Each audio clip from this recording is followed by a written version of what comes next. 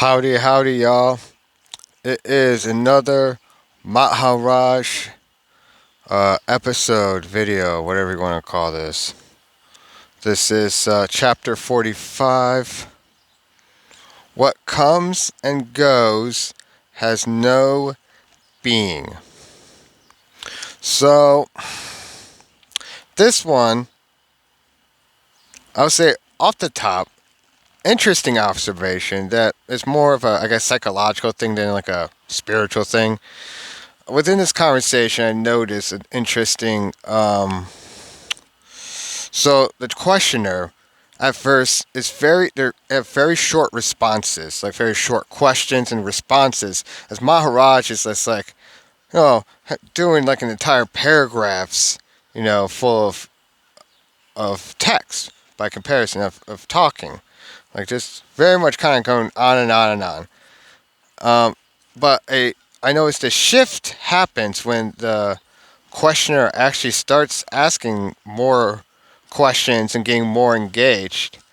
Is right around towards like the very end of one of his, Maharaj, going on a bit, and he asks how old the questioner is. Now the questioner says 48, and then from there you start seeing a little by little the questioner starts picking up. Not at first, but like soon after that, like a couple more lines or so after into it, the questioner, yes, just starts getting a bit more full with their responses and stuff, and they're definitely much more, I don't know,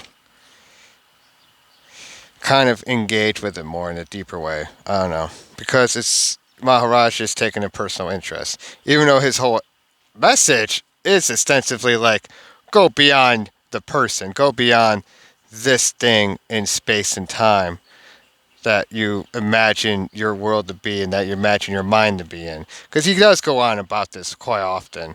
Once again, he's very good at reminding us that like what you're kind of, remember, like the mind can't really like can't go beyond itself. In order to do that, you need to think beyond yourself. What this being that you can't. You have to think of yourself beyond being this or that.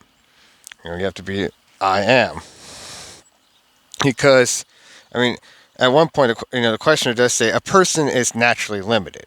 I always love when they always say people say this, because Maharaj, the way he responds, he really is like, there is no such thing as a person. There are only restrictions and limitations. The sum total of these defy the person. You think you know yourself when you know what you are, but you never know who you are. The person merely appears to be, like the space within the pot appears to have the shape and volume and smell of the pot. See what you are, not what you believe yourself to be. Fight with all the strength at your disposal against the idea that you are nameable and describable. You are not. Refuse to think of yourself in terms of this or that. There is no other way out of misery, which you have created for yourself through blind acceptance without investigation. Suffering is a call for inquiry. Pain, all pain needs investigation. Don't be lazy to think. And like a lot of good quotes actually. Now I say it, a lot of good quotes like that in this, where he really is just he's going like this guy. Something about this person really set him off. It seems like because he's just you know. For example, the questioner at that point says, "For the person I am, all this seems impossible. What do you know about yourself? You can only be what you are in reality. You can only appear to be what you are not. You have never moved away from perfection. All idea of self improvement is conventional and verbal. As the sun knows not darkness, so does the self know not the non self. It is the mind which by knowing the other becomes the other. Yet the mind is nothing else but the self. It is the self that becomes the other, the not self, and yet remains the self.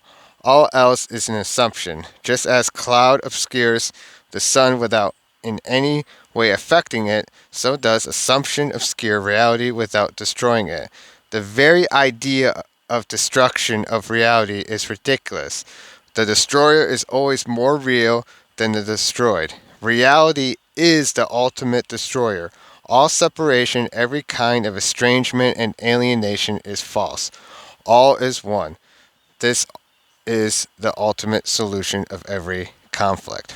And I like that last part, especially when he says reality is the ultimate destroyer. That's a good line. That's a really cool line. I like that. It's yeah, ultimately, and I feel like I've felt this way most of my life. You know, yeah, the idea that truth is ultimately what is true, what is real. The ultimate truth, the ultimate reality is always just what you have to strive for, or above lies and above, just deception. Yeah, these gloves are getting in my way, so I'm just take them off.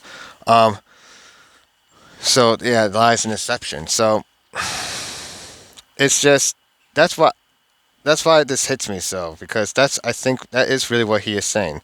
That truth prevails over lies, and that is how I feel. I mean, that's how I. And like I said, the reality is the ultimate destroyer. That that hits me in that way. And plus, it just sounds cool, right? Just sounds really cool. Um, so, and then there's a couple other parts I think I wanted to read. Oh yeah, the questioner: how can I become universal?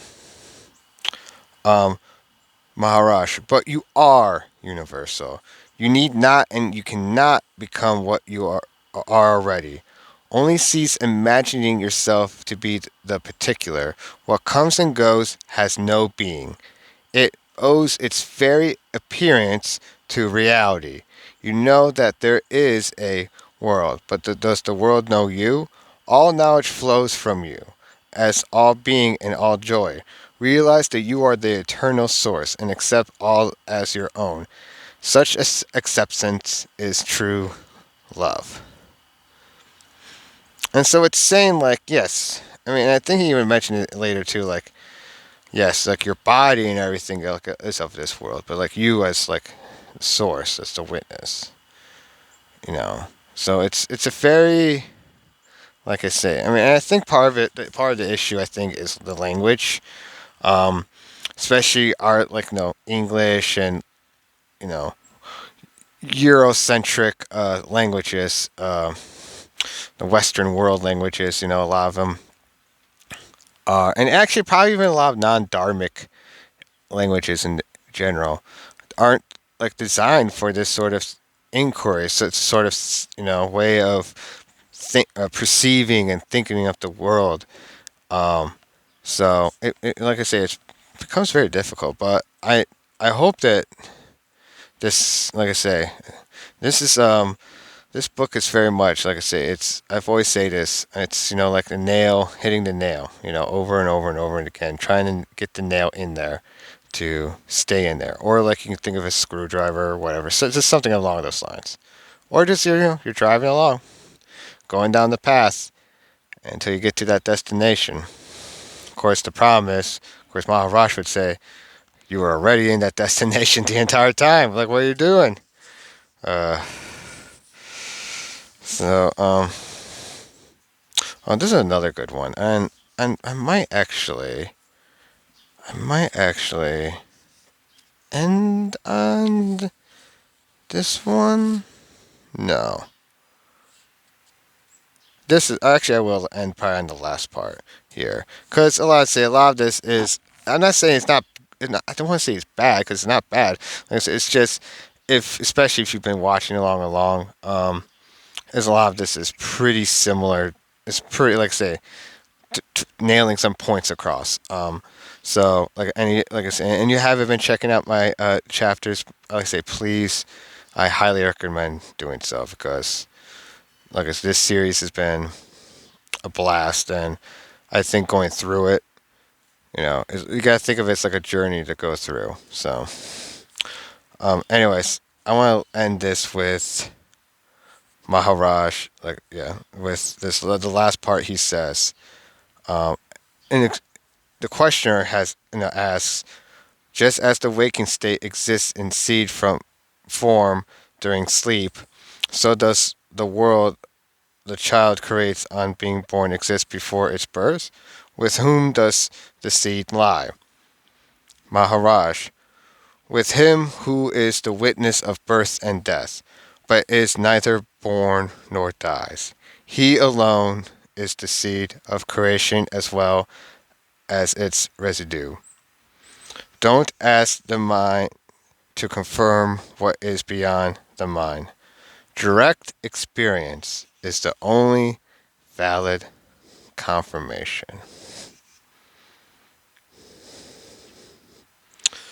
I don't know how else to try to translate that honestly, because that's just, like I say, I think that's it, man. And that's the question. Are you the witness to birth and death? Can you look within while stepping back at the same time? And I think that's what a lot, when we say look within, look for the I am. That's what it is. You're looking within, but you're also trying to step back and witness the birth, the death, the life that's within this body. Anyways, like I said, I'm going to end it with all on that. Um, I hope I hope you have a good day. I'm recording this the day before Thanksgiving, so happy Thanksgiving to all those who celebrate. Um, so and that also means I should hopefully try to do another video, maybe two or so this weekend. We'll see. Depends what's going on and whatnot. But like for sure, I'm going to try to at least get one other video done Friday and or this weekend. Well, hopefully we'll see. Anyways, hope you all have a good one. Peace.